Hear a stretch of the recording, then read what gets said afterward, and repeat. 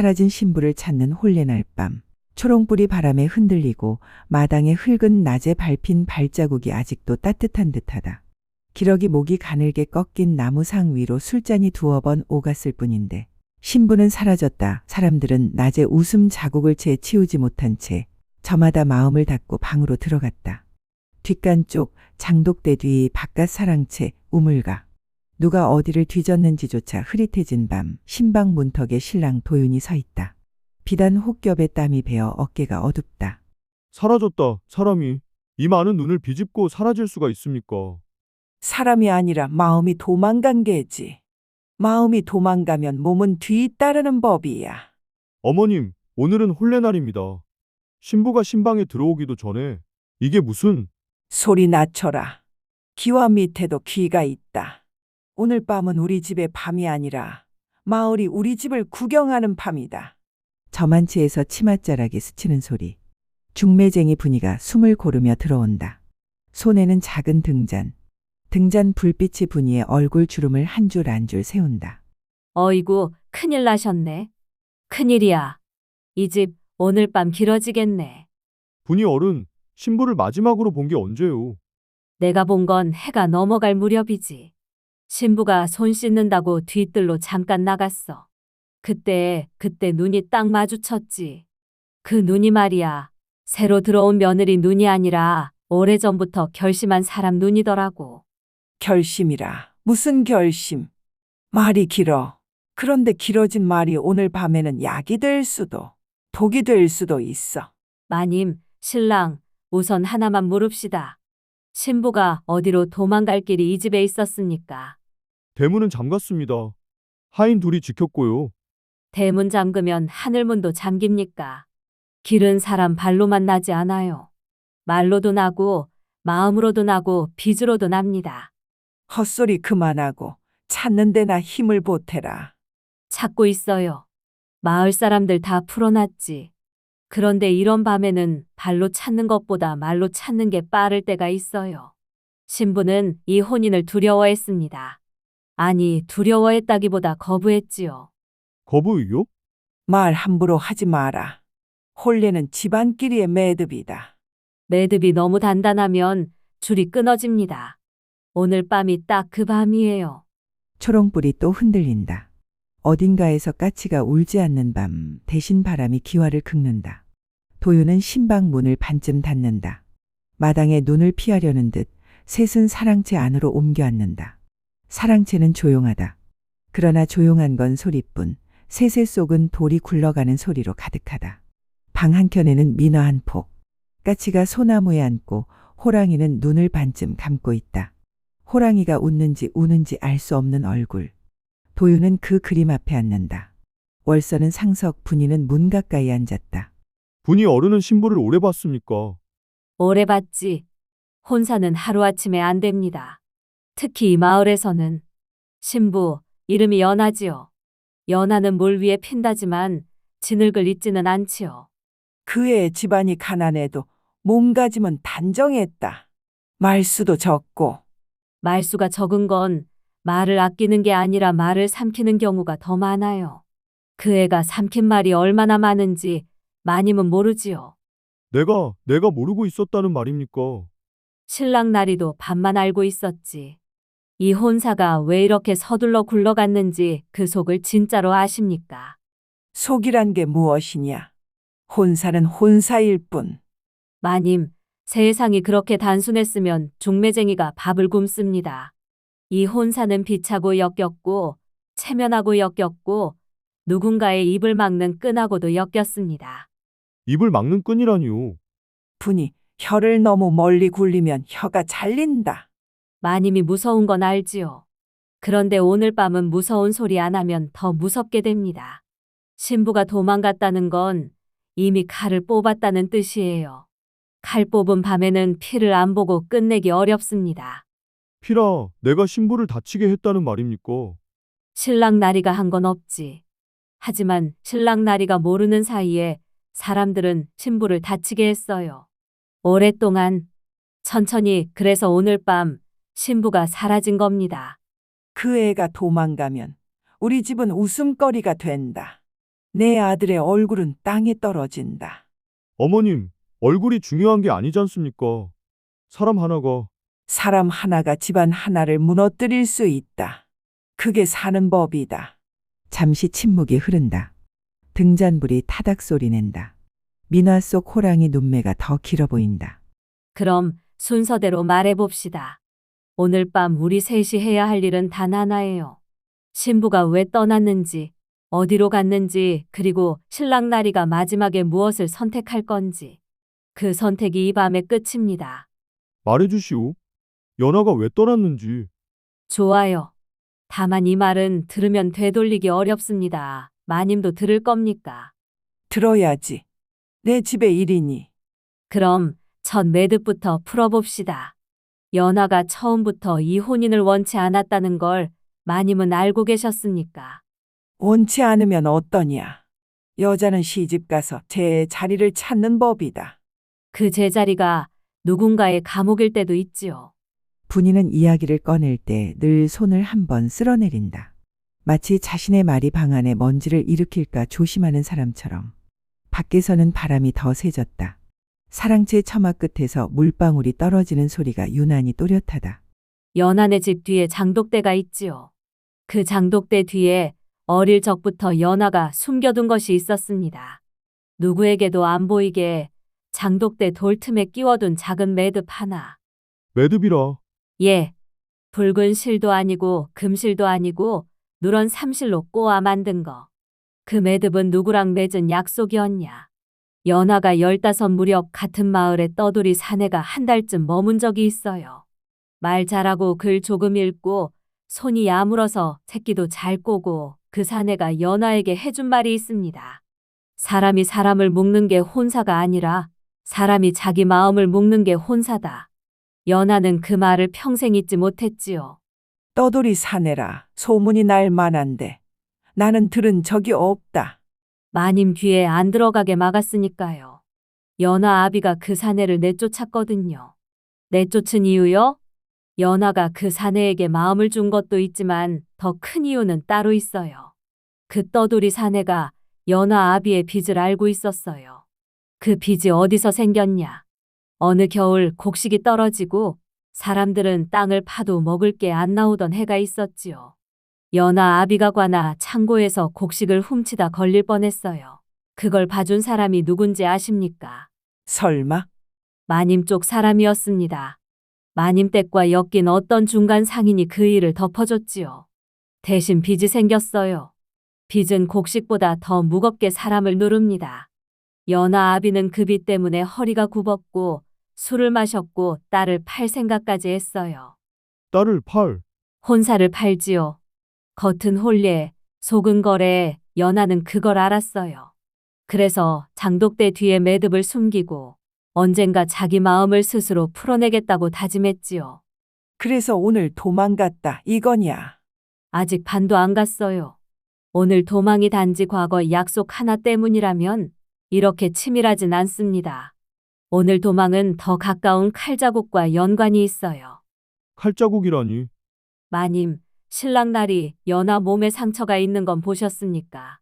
나는 혼례 전에 얼굴만 보았지. 자세히는 여자 몸을 어디 함부로 들여다보냐? 함부로가 아니라 알아야 하는 겁니다. 연하 팔 안쪽에 손목 위로 얕은 흉터가 있어요. 그 흉터는 어릴 적 넘어져서 난 게 아닙니다. 끈에 쓸려서 난 흉터지요. 누군가 연하를 묶었던 흔적입니다. 도윤의 얼굴이 굳는다. 등잔불이 잠시 커졌다가 잦아든다. 누가 왜? 그건 다음 매듭입니다. 바깥에서 누군가 발자국을 옮기다 멈춘다. 문밖기척 월선이 손을 들고 조용히 하라고 눈짓한다. 잠시 후 발자국은 멀어진다. 소문이 문틈으로 기어 들어오려는 밤이다. 연하네 집에는 뒤주가 하나 있어요. 다들 쌀 넣는 뒤주로만 아는데 그 뒤주 밑판이 한번 갈렸습니다.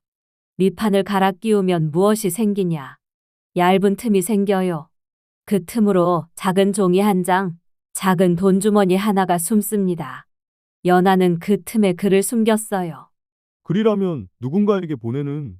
보내지 못한 글입니다. 연하가 글을 누구한테 배웠냐? 그 떠돌이 사내가 가르쳤지요. 그 사내는 떠났고 글은 남았어요. 연하는 글로 자기 마음을 묶어두었고 또 풀어내려 했습니다. 그런 것까지 알아야 하느냐. 혼사는 이미 치러졌는데. 혼사는 치러졌는데 신부가 없잖습니까? 마님, 오늘 밤은 혼사가 아니라 사람의 밤이에요. 그 글에 뭐라고 쓰였습니까? 내가 다 읽진 못했지만 일부는 봤어요. 연하는 거기에 이렇게 적었습니다. 나는 누군가의 집으로 팔려가는 물건이 아니고 내가 나를 선택하는 사람이고 싶다. 그리고 한 줄 더 나를 묶는 끈이 있다면 그 끈의 이름을 반드시 밝히겠다. 밝히겠다. 그게 무슨 협박이냐. 협박이 아니라 마지막 버팀목이지요. 연하는 자기 손으로 살길을 만들려고 했어요. 그런데 그 살길을 누가 자꾸 끊었냐. 누구요? 마님이 직접 칼을 들진 않았지요. 하지만 마님이 밀어붙인 혼사는 연하의 숨통을 조였어요. 내가 그 애를 때렸냐. 굶겼냐. 내가 뭘. 마님은 이렇게 말하셨지요. 이 혼인은 내 집안을 살린다. 내 아비를 살린다. 내 동생을 살린다. 그 말은 맞아요. 그런데 그 말이 연하를 죽였습니다. 월선의 숨이 한번 거칠어진다. 그 거친 숨이 늙은 기와처럼 갈라진다. 그럼 어쩌란 말이냐. 내 아들은 혼례날 신부를 잃고 우리 집은 웃음거리가 되고 연하네 집은 빚쟁이에게 끌려가고 그게 옳으냐. 옳고 그름이 아니라 누가 죄를 대신 살 거냐는 겁니다. 연하는 더는 대신 살지 않겠다고 한 거고요. 어머님, 우리가 너무 빨리 밀어붙였습니까? 도윤아, 세상은 늦게 움직이는 사람을 잡아먹는다. 나는 내 아들을 잡아먹히게 둘 수 없었다. 그렇게 해서 연하를 잡아먹은 겁니까? 월선의 눈이 잠깐 흔들린다. 흔들리는 건 분노가 아니라 오래 숨겨둔 두려움이다. 분이는 품에서 작은 보자기 하나를 꺼낸다. 보자기는 연한 쪽빛. 매듭이 단정하다. 이거 오늘 해질 무렵 신부가 나한테 맡겼습니다. 맡겼다고요? 예, 신부가 말하더군요. 오늘 밤 내가 사라지면 신랑 나리에게 꼭 전해달라고. 왜 내가 그걸 받았냐? 마님은 안 받아줄 것 같았거든요. 나는 중매쟁이라 욕을 먹어도 말은 전해야 하니까. 도윤은 손을 떨며 보자기를 받는다. 매듭을 푼다. 안에는 얇은 종이와 작은 매듭 하나. 누런 삼실로 꼬아 만든 매듭. 그리고 머리카락 한 올이 묶여 있다. 종이에는 글이 적혀 있다. 도윤은 소리내 읽지 못하고 입술만 움직인다. 분이가 대신 내용을 말로 옮긴다. 신부가 이렇게 적었어요. 나는 나리의 얼굴을 미워하지 않는다. 다만 나리가 내 선택을 대신할 수 없듯 나도 나리의 선택을 대신할 수 없다. 오늘 밤 나는 내 발로 내 길을 간다. 나리가 혼인의 이름을 지키고 싶다면 나를 잡지 말아달라. 나리가 사람을 지키고 싶다면 내게서 손을 떼고 나를 보내달라. 그리고 마지막, 나리의 집안이 내 집안을 살리는 대신 내 마음은 죽었다. 이 밤 이후 살아남는 사람은 각자 자기 몫으로 살아남아야 한다. 이게 말이냐. 혼례날 이런 글을 남기고 어머님, 연하가 나를 탓하지 않았습니다. 그래서 더 잔인하지. 사람을 탓하면 싸움이라도 하지. 사람을 탓하지 않으면 내 안에서 부서진다. 분이 어른, 연하는 어디로 갔을까요? 연하가 가진 길은 두 가지입니다. 하나는 강을 따라 내려가 장터로 숨어드는 길. 하나는 산으로 올라가는 길. 산이라니. 밤에 산에 오르면 죽는다. 죽으려고 가는 걸 수도 있고 살려고 가는 걸 수도 있지요. 연하가 산으로 가면 어디로 가겠습니까? 바위가 있고 소나무가 있고 달빛이 잘 드는 옛 선앙당 길. 선앙당. 민화 속 호랑이 있지요. 호랑이가 선앙당을 지킨다는 말이 있어요. 선앙당에 가면 사람들은 자기 소원을 걸어둡니다. 연하는 소원이 아니라 결심을 걸어 들어갔을 겁니다. 헛된 소리. 선앙당이 밥을 주냐. 밥은 안 줘도 사람 마음은 바꿉니다. 도윤이 자리에서 일어나려 한다. 월선이 손목을 잡는다. 어딜 가. 찾으러 가야지요. 지금 나가면 마을이 다 안다. 내일 아침 장터에 소문이 깔린다. 신랑이 신부를 밤중에 찾아다닌다. 그 소문은 연하를 더 깊이 몰아넣는다. 그럼 가만히 있습니까?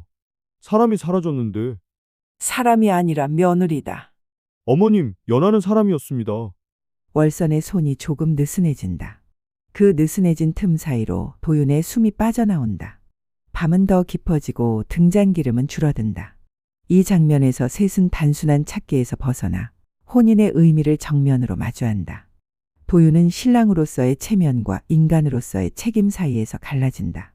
월선은 집안을 지키려는 엄마의 본능과 한 여자의 삶을 꺾은 죄책감 사이에서 갈라진다. 분이는 거래를 성사시킨 손과 사람을 살리고 싶은 마음 사이에서 갈라진다. 어머님은 혼인이 무엇이라 생각하십니까? 집안의 뿌리다. 뿌리가 있어야 가지가 산다. 그 뿌리가 누군가의 목을 감으면요. 그건 운명이다. 운명이라는 말을 그렇게 쉽게 꺼내지 마십시오. 운명은 하늘이 내리는 것이라면서요. 오늘 밤의 일은 하늘이 내린 게 아니라 사람이 만든 겁니다. 사람이 만들었으면 사람이 감당해야지. 그러니 연하가 돌아와야 한다. 연하가 돌아오면 연하는 다시 묶입니다. 그게 옳습니까? 옳고 그름으로는 못 산다. 그럼 무엇으로 삽니까? 버티는 것으로 산다. 마님, 신랑 날이 제가 한마디 끼어도 됩니까? 말해라. 혼인은 둘이 서로를 구해주는 약속이어야 합니다.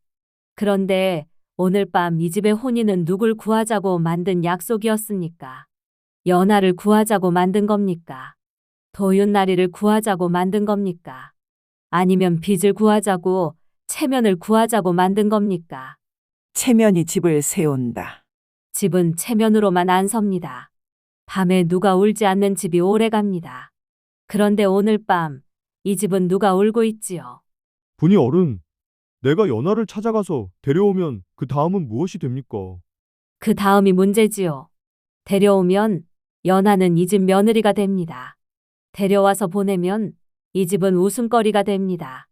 데려오지 않고 보내면 연하는 살 수 있지만 도윤나리는 평생 밤을 살 겁니다. 밤을 산다. 예, 사람은 낮으로도 살지만 결국 자기를 갉아먹는 건 밤이에요.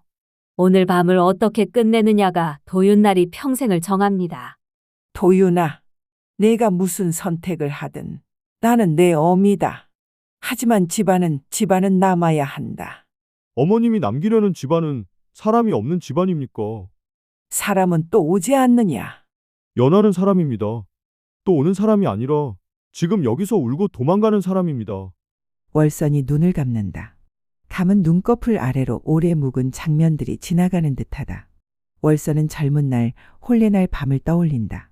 자신도 원치 않았던 혼인. 그러나 그때는 도망갈 길이 없었다. 월선이 이를 악문다. 악문이를 통해 과거의 자신이 새어나오지 않게 막는 듯하다. 나는 도망칠 수 없었다.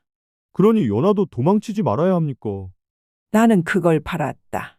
내가 못한 걸 남도 못하게 하려고 했다.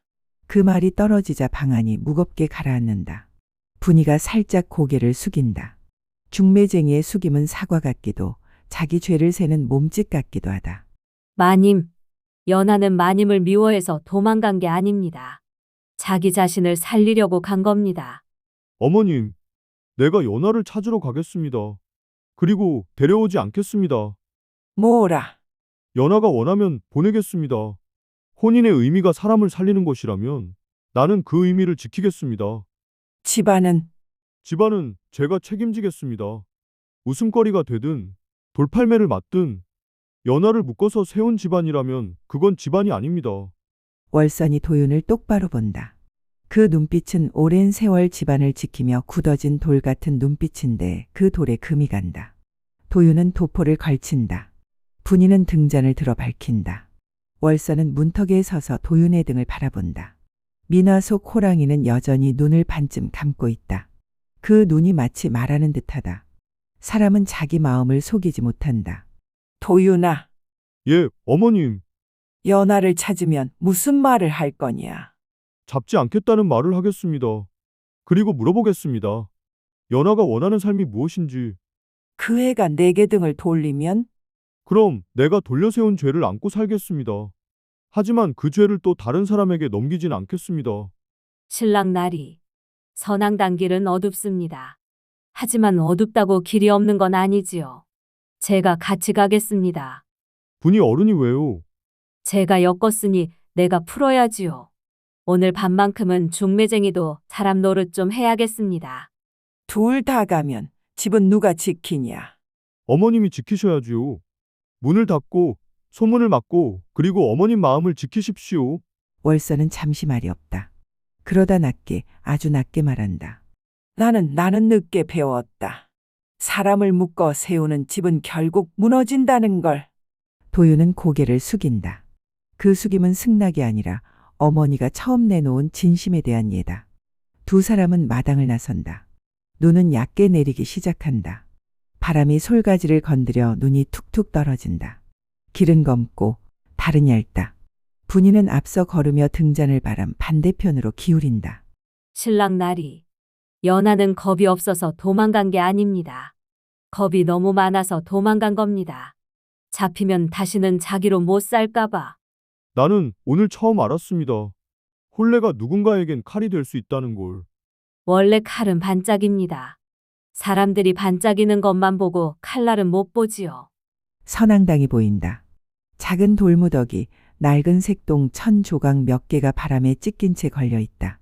그리고 그 앞 검은 치맛자락 하나. 연하다. 연하는 뒤돌아보지 않는다. 마치 이미 마음속에서 모든 말을 끝낸 사람처럼. 연아, 연하는 몸을 굳힌다. 그러나 달아나지 않는다. 분이는 한 걸음 뒤로 물러난다.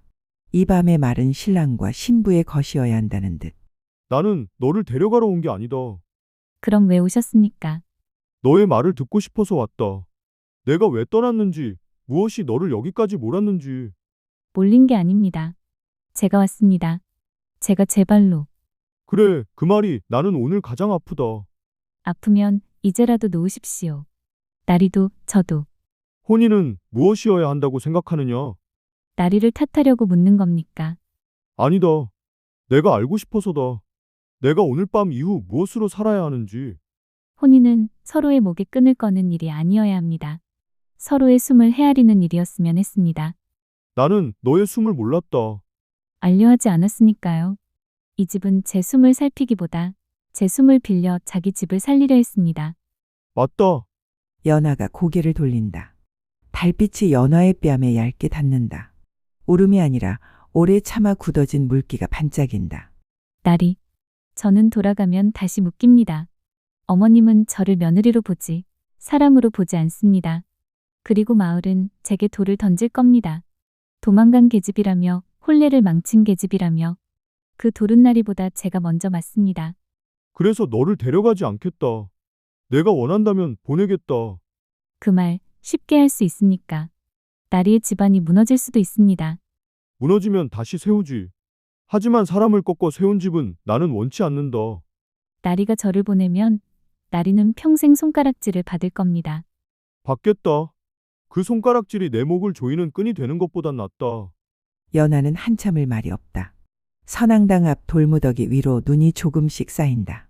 분이는 멀리서 숨도 크게 쉬지 않는다. 연하가 천천히 입을 연다.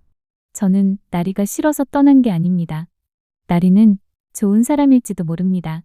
그런데 좋은 사람도 누군가의 삶을 대신 살 순 없습니다. 저는 제 삶을 제가 살고 싶습니다. 어디로 갈 생각이냐? 장터로 내려가면 바느질 자리가 있습니다. 어릴 때부터 손이 빠르니 굶진 않을 겁니다. 그리고 제 글을 더 배우고 싶습니다. 제가 저를 지킬 수 있게. 그럼 이것 하나만 받아라. 도윤은 품에서 작은 주머니를 꺼낸다. 많은 돈은 아니다. 그러나 길 위에서 며칠을 버틸 만큼은 된다. 연하가 주머니를 보며 고개를 젓는다. 그건 또 다른 끈입니다. 끈이 아니라 다리다. 너를 묶는 게 아니라 내가 건너가게 하는 다리. 연하는 잠시 망설이다가 주머니를 받지 않고 주머니 끈을 풀어 돈을 조금만 덜어낸다. 그리고 나머지는 도윤에게 돌려준다. 이만큼이면 됩니다. 나머지는 나리가 어머님께 드리십시오. 제 빚을 제 이름으로 갚는다고.